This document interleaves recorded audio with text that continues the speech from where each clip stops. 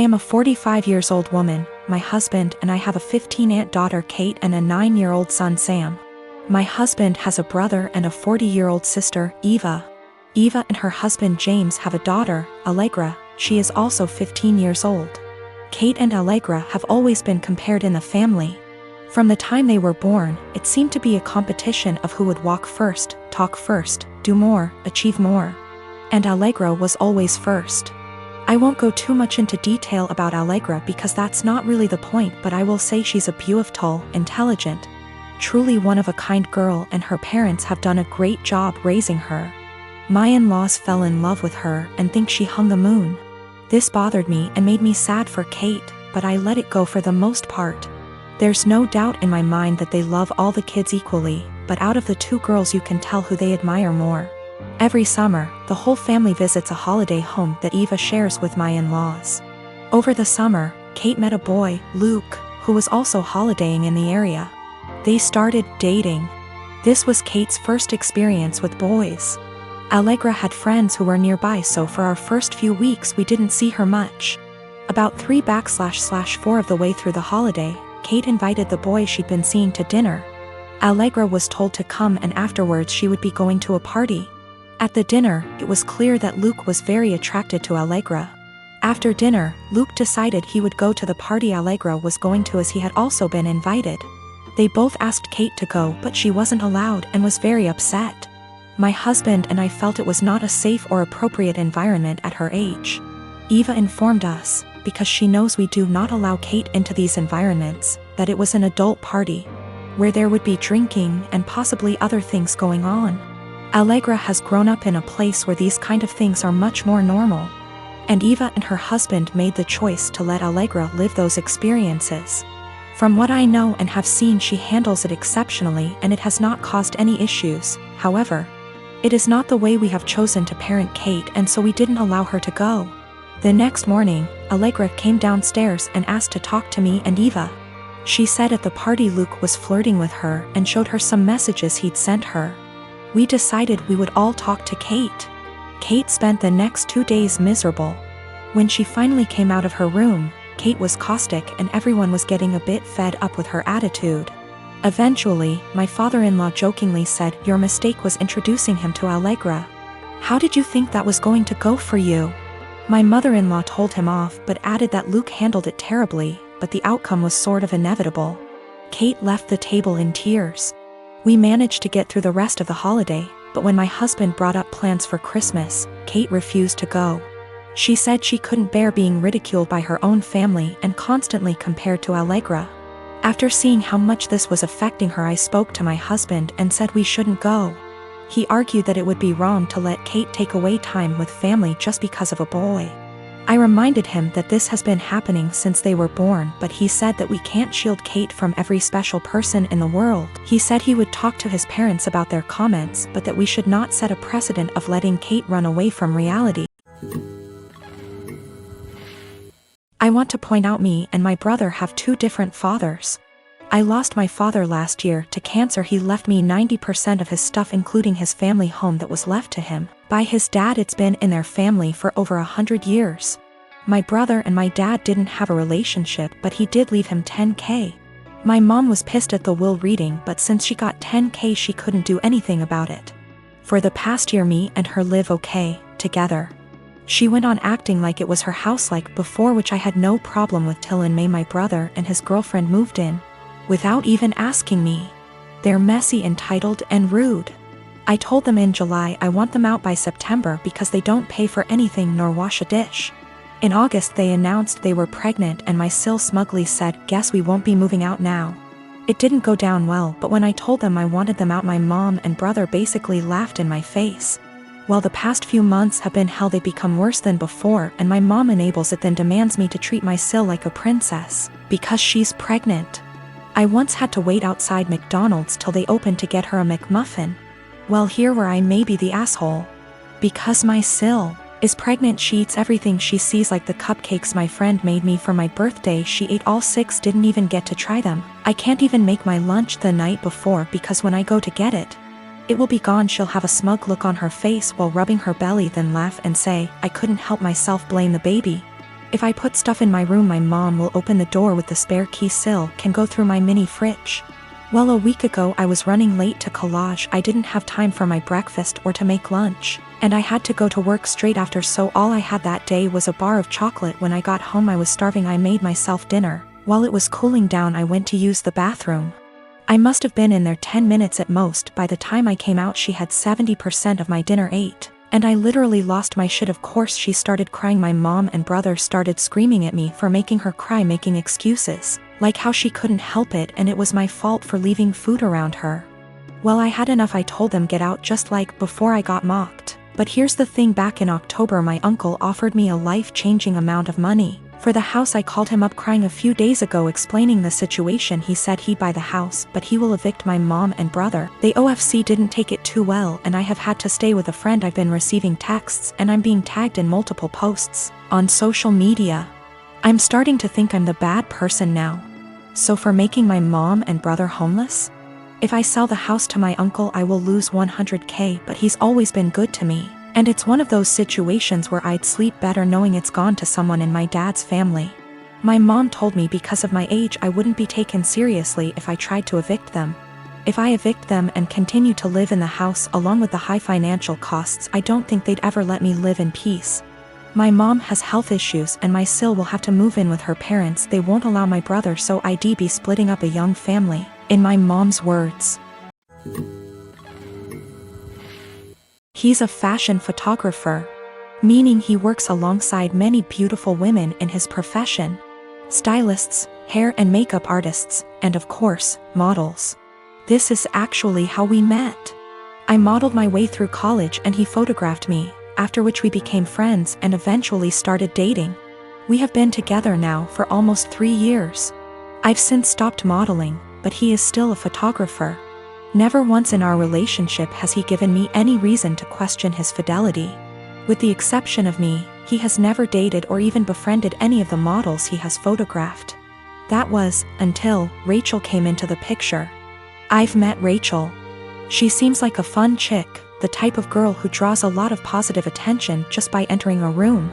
She's beautiful, but her personality really shines through. She makes you feel like you're her best friend when you're talking to her.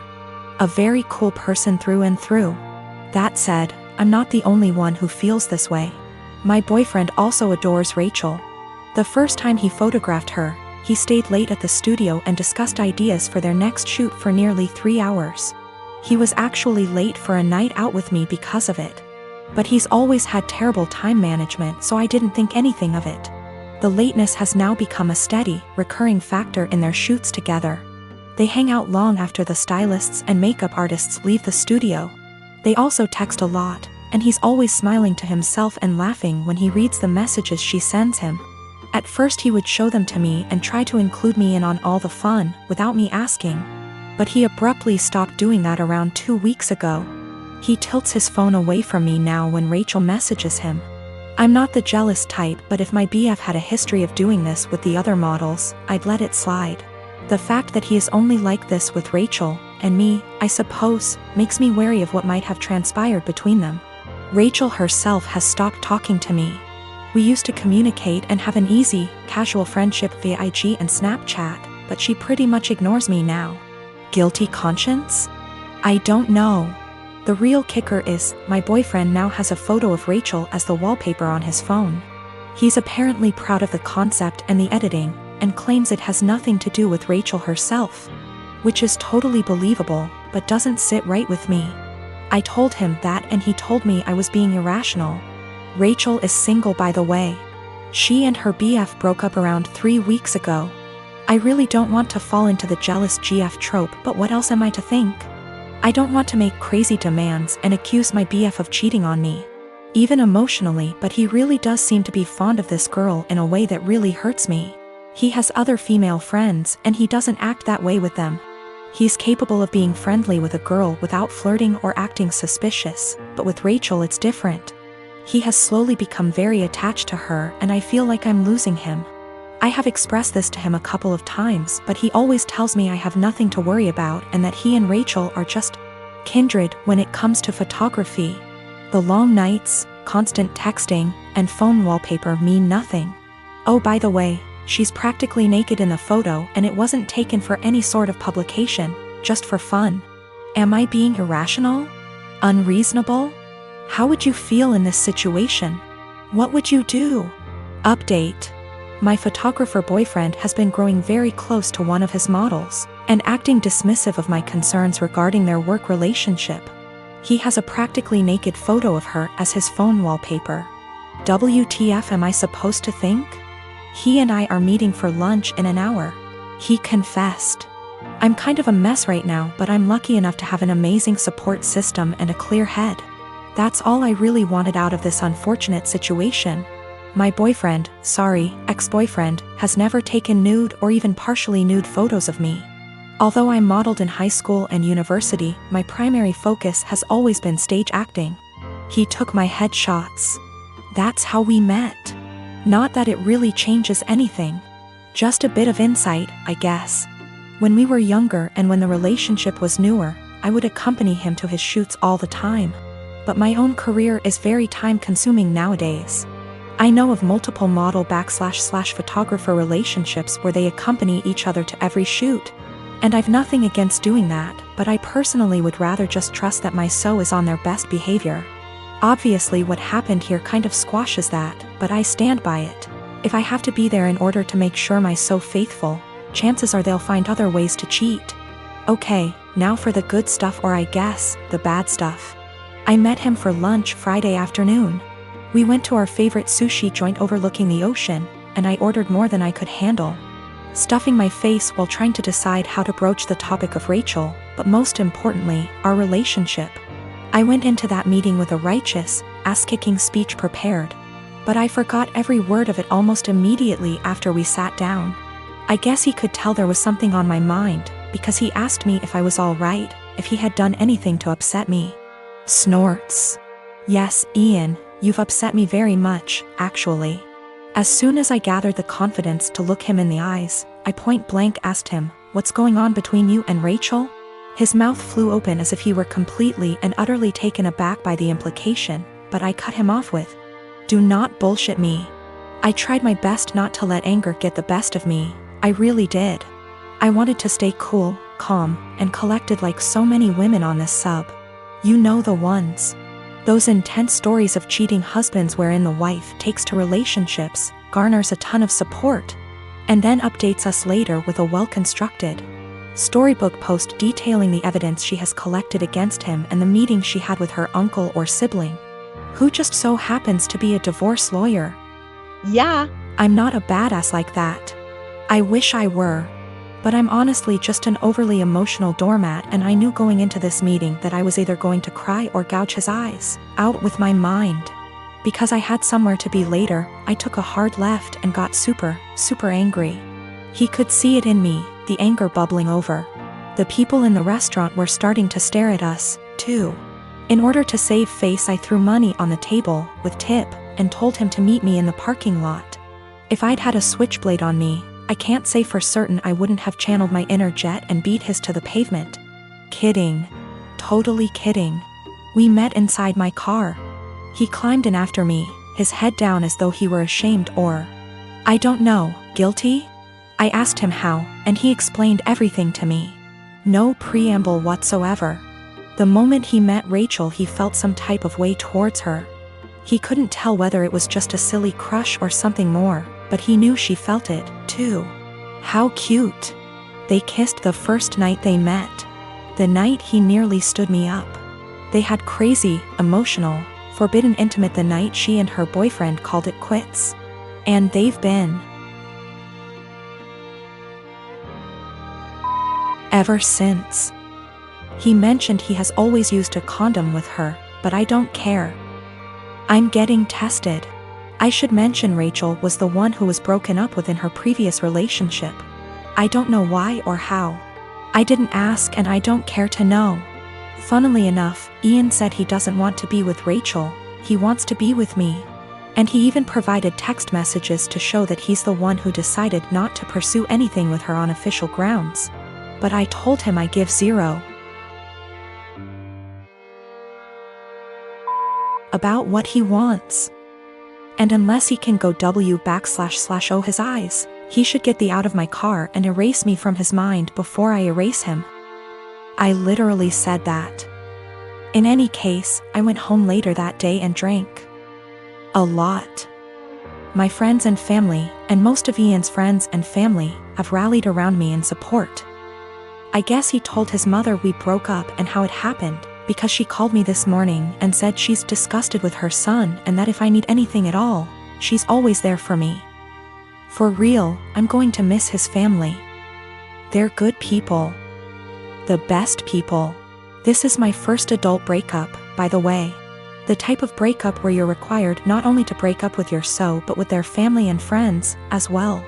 These people you've spent so much time getting to know and growing to love, are suddenly not in your life anymore and it's kind of daunting, really. Daunting and sad and infuriating all at the same time. So, that's the conclusion to this story. That's what happened. P.S. He admitted to cheating with Rachel and then I dumped his. So far, his mother, his teenaged stepbrother, and 2 male friends of his, have reached out to me saying how disgusted, ashamed and embarrassed they are on his behalf. On top of 3 mutual friends. It hasn't been 2 days yet. A couple years ago, a close friend, Ashley, started a long-distance relationship with a guy, Chris. He has been really good to her and after meeting in person a few times, they decided to move in together. I was super happy for her as she had a few bad relationships over the years and it was nice to see her in a healthy one. That joy faded the last couple months before she moved a few states over to be with him. The issue isn't her moving, but that she repeatedly joked about having a baby from Chris. At first, I accepted it as jokes, but over time I realized Ashley was serious. For context, Ashley has 2 children from a previous relationship, ages 10 and 12. Chris absolutely doesn't want kids. He told her this at the start and any time she hinted possibly wanting more, he shot it down, saying it was a deal breaker. Now, Chris is more than willing to accept her children as her own, because he loves her and after meeting her kids, them as well. He's accepted that they are a package deal with her, and since they are at an age where they are semi-independent, it's not an issue for him. To me, Chris is a real bro, for taking on her kids without issue. Hearing Ashley say she wants a baby out of him, one way or another, bothered me to no end. It's hard enough to find a partner that treats you well and accepts children that aren't their own. To find one that does and then talk about plotting to force a baby seems gross and manipulative. Before her move, I had sat down with Ashley, trying to talk sense into her. At first she resisted, but finally it seemed she understood how shitty it would be. After I felt like she had understood, I put the issue behind me and helped support her through the hassle of moving. A few days after she left, I got a call from a mutual friend who delves into the Wiccan / metaphysical realm. She was distraught and confessed to me that shortly before Ashley's move, Ashley had come to her asking for a fertility spell. This friend didn't feel comfortable about it and refused. When pushed, she said she cast a spell for a healthy and honest relationship, but told Ashley it was for fertility. As you can imagine, I was livid. I messaged Ashley, confronting her about what I learned and she laughed it off as she was desperate, but magic is fake anyway. So what's the harm? She then let it slip, that since Chris was planning on getting a vasectomy in a few months, she had poked holes in their condoms as a last-ditch effort. At that point, I couldn't stay silent. I gathered up screenshots of all the conversations over the last few months and sent them to Chris. He understandably freaked out and kicked her out. Now, Ashley hates me because she was kicked out after a huge move and didn't have a job or money to make it back. She said I'm a terrible person for putting her and her kids out on the street.